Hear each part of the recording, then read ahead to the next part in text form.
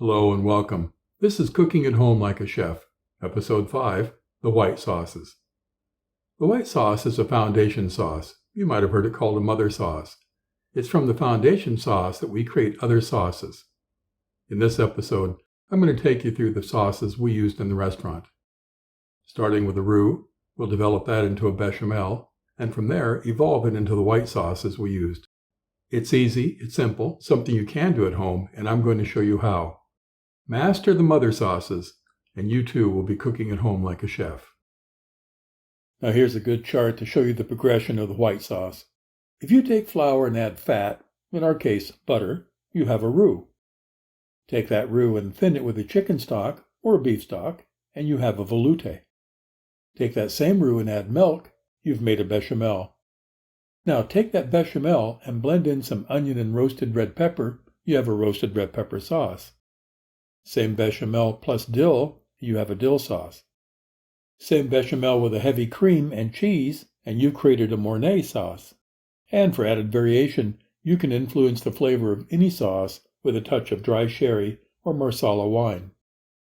You might be saying to yourself right now, just how much difference can a sauce make? It's the meat that's the star, right? Not really. As I mentioned in an earlier video, there are only so many things we like to eat. Beef, chicken, pork, lamb, fish, and shellfish. Yes, you can always find a culinary diversion if you wish, but in the main, these are the things we like to eat.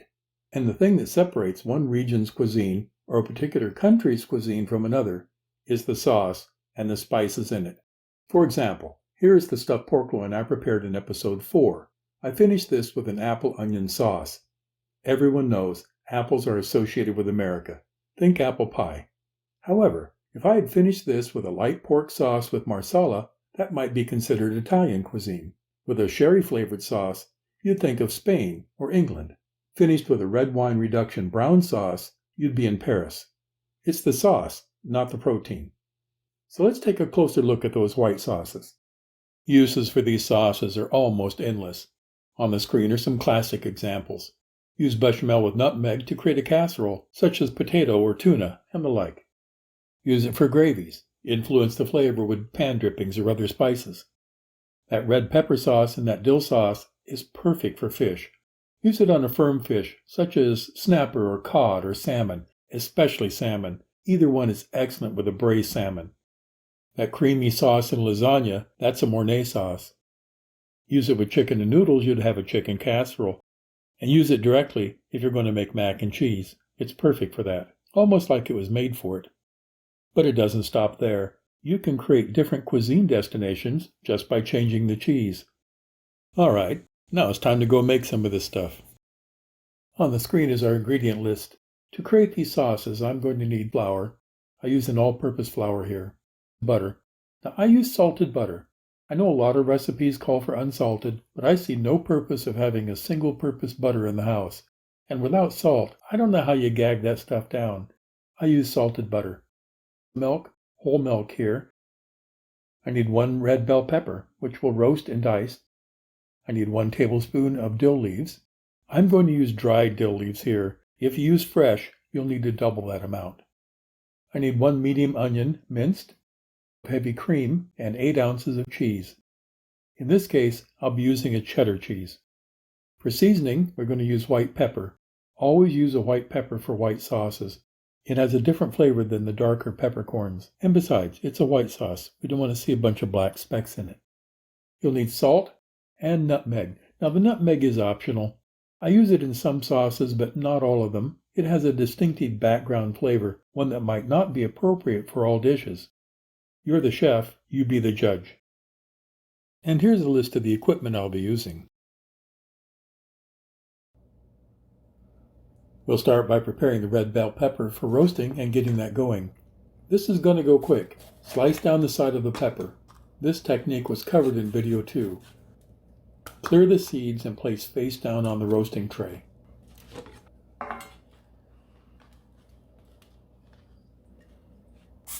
Lightly coat with an oil spray. Sprinkle with salt. Then into the roaster for about 20 minutes. I'll set a timer to check on it in 10. Just a comment about the timing. 20 minutes is the correct time for my little oven. Yours may be different. Watch out for it and set it appropriately. Check on it as needed. While the pepper is under the broiler, I'll start the sauces. First up, I need to make the roux.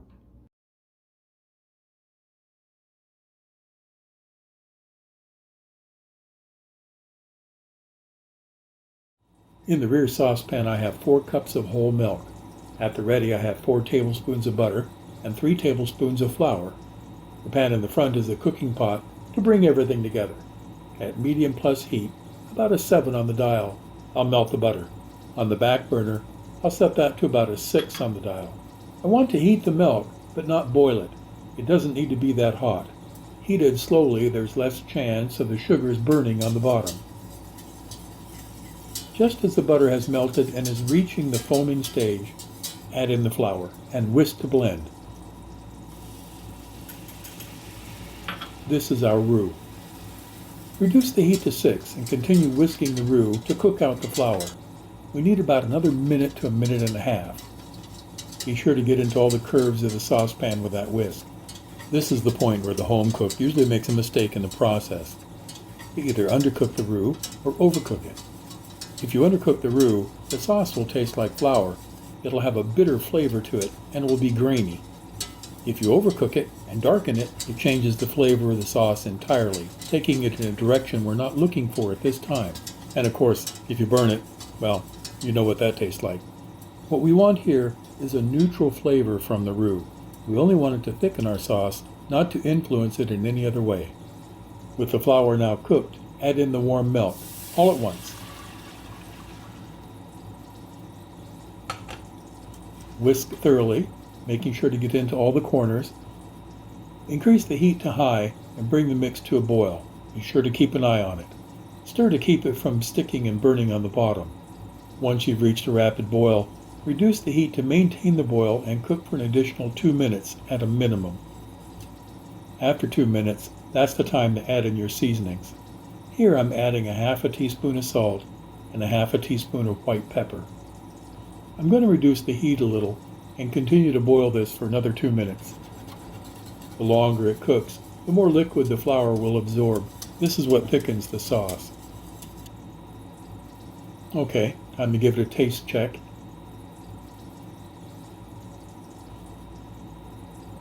This one needs more salt.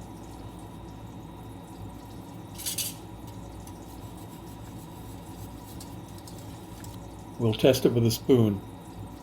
The thickness is just right. As you can see, it doesn't run. And another taste check. Perfect. And there we have it, bechamel.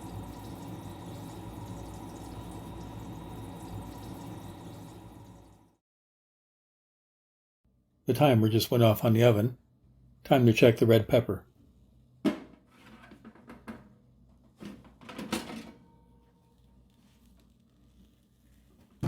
This is looking pretty good, just slightly charred. I need to let that cool down for a moment. Now that they're cool enough to handle, I'll remove the skin and dice for the sauce. The skin comes off easily, just peel it away. It's okay to leave some of the char behind. That deep, rich flavor will transfer into our sauce. Now they're ready to dice. Check out video 2 if you need to brush up on the technique.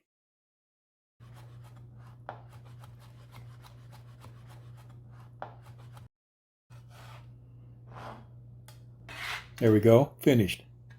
Now it's time to cook.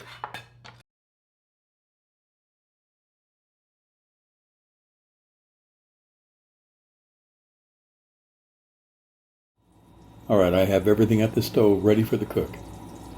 In the saucepan I have our diced onion. To that, add 2 tablespoons of oil and set the heat to medium plus, about number 7 on the dial. We're going to cook down these onions, stirring to keep them from burning until they turn translucent. It'll take about 4 or 5 minutes. These are just starting to get there.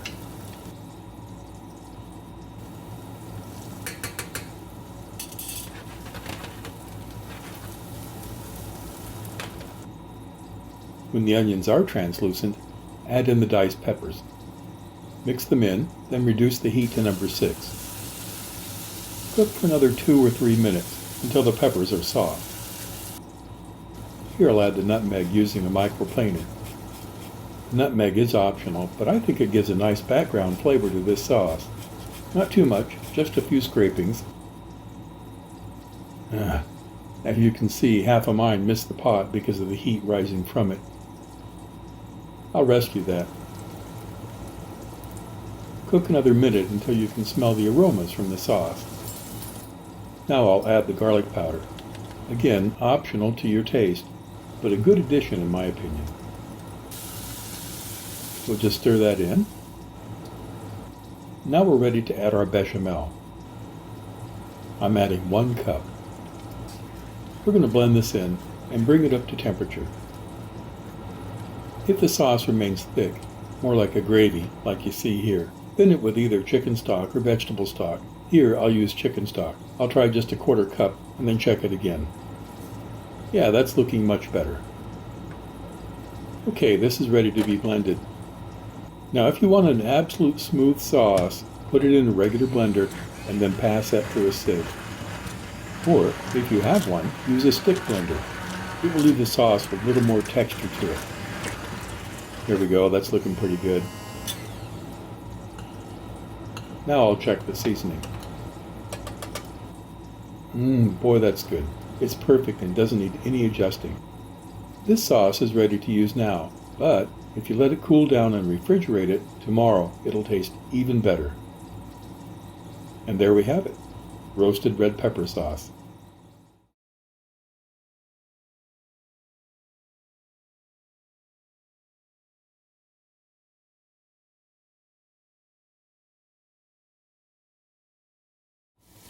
In the saucepan I have our diced onion, to which I've added 2 tablespoons of oil, and I'm cooking at a medium plus heat, number 7 on the dial. I'm going to cook these down until they're translucent. It'll take about 4 or 5 minutes, and I'll keep an eye on them to keep them from burning. These are starting to look pretty good. I'm going to add in 1 cup of bechamel, then lower the heat and blend that in. As you can see, this is more like a gravy at the moment. I'll use some chicken stock to thin that out to a sauce consistency. Because of the chicken stock, make sure you take it back to a boil for another minute at a minimum.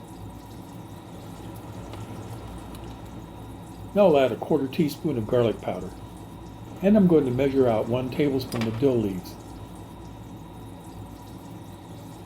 When it comes to leafy spices, always rub them between your fingers to break them up and bring out the oils and the flavor. If you just throw them in without this step, the dill flavor here will taste weak. Now I'll just blend that in. I'm going to lower the heat and let that simmer for a moment while I add a touch of nutmeg. Not too much, I just wanted a hint of flavor in the background. And here again, this is optional, but it does make a very nice tasting sauce. Now it's time for the stick blender to smooth out those onion bits. The stick blender will leave the sauce with a texture. If you want a completely smooth sauce without that texture, process it in a blender and pass it through a sieve. Let's check it again.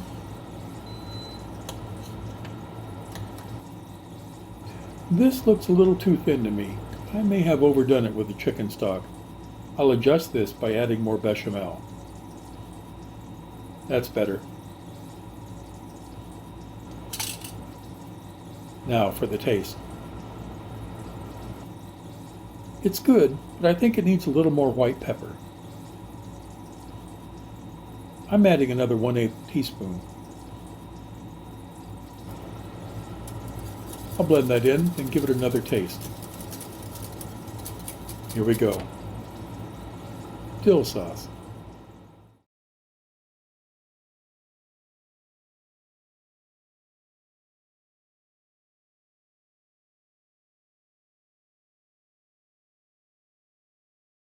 In my saucepan I have 1 cup of bechamel warming on a medium heat, number 5 on the dial. As it comes up to temperature, you'll notice the consistency changing, becoming thinner as it heats. But even heated, you can see this is more of a gravy at the moment. To that I'm adding 1 cup of heavy whipping cream and blending it in. There are a lot of uses for a cream sauce. If your recipe calls for a cream sauce, this is how you make one. You can regulate the consistency by adjusting the amount of cream you use, or by creating a thicker bechamel from the start by applying more butter and flour. There. Now I have a cream sauce. I'll move that to the back and start the next one. I need to offer an apology here. I skipped over a part. Actually, I created the sauce that I intended to show you, but stupidly forgot to turn the camera on to capture it. This is a lot harder than I thought it was going to be. Anyway, here's what I missed. Once I created the cream sauce, I used it to make a Sevilla sauce. This is a Spanish-influenced cream sauce. Here's the recipe now. Simply add 1 ounce of Spanish green olives and a ½ ounce of capers. Be sure to slice each of these thinly. You'll be amazed at the result. And be sure to use a Spanish green olive. Either standard or queen will do. Use a pimento stuffed olive for even more flavor. However, do not use a Greek olive. They are far more astringent than a Spanish olive and will take over the creamy sweetness of the sauce if you do. Cook a chicken breast, plate it, and use this sauce as a topping. You'll be amazed at how delicious this comes out. This was another favorite in our restaurant. In another saucepan, I have another cup of bechamel, and I'm just going to warm that up. Again, adding heavy cream, this time 3/4 of a cup. I want this sauce slightly thicker.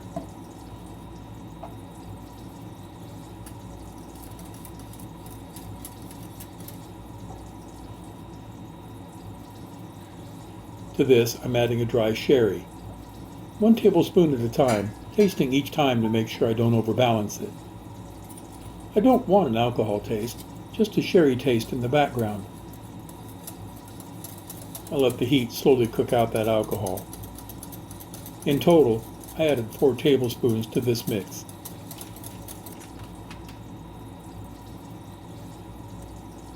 Now I'll add nutmeg and garlic powder and give it another taste.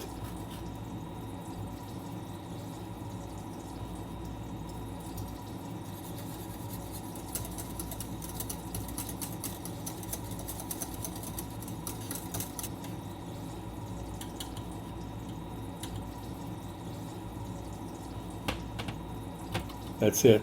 It's good. We have a white sherry sauce. Now that one goes to the back. Next, we're heading for cheese country. I'm going to make a Mornay sauce. I have 1½ cups of bechamel heating over medium heat. Again, a number 5 on the dial. To that, I'm adding 1/2 teaspoon of garlic powder, but I will not be adding nutmeg this time. For me, it's not the right taste for a cheese sauce. I want the cheese flavor, not the nutmeg.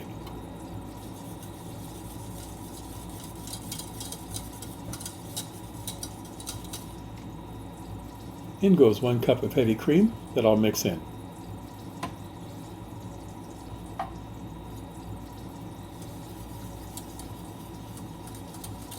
For this video, I'm going to blend in a white cheddar cheese.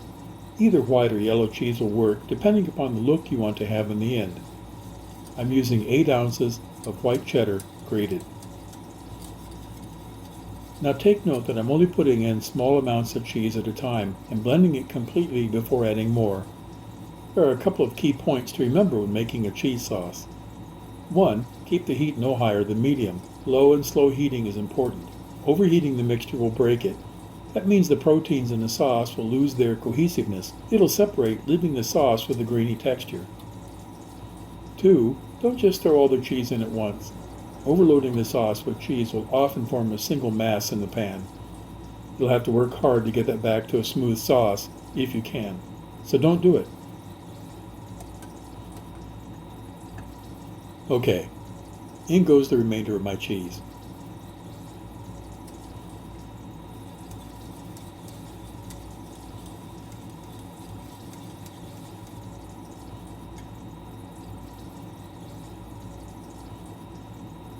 Now that everything's incorporated, I have a smooth, cheesy Mornay sauce. Use this for home-baked mac and cheese or in your lasagna. Now, for some adult enhancements. I have 2 ounces of grated Swiss Gruyere. This is a very rich and flavorful cheese. which will lift my Mornay sauce from the kids' table to the grown-ups. Here again, keep the heat low and incorporate it slowly, stirring constantly.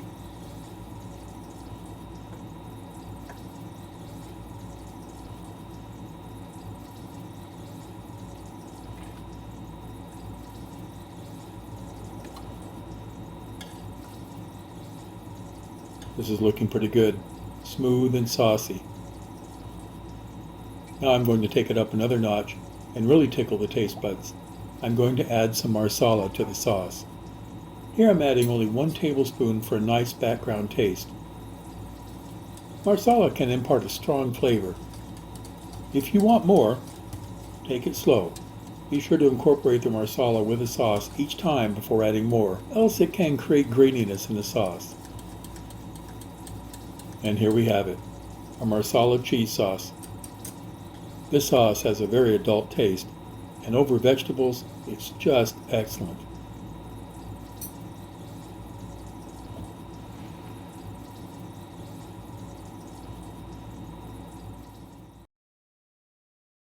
Lastly, let's talk about what happens if it doesn't work out.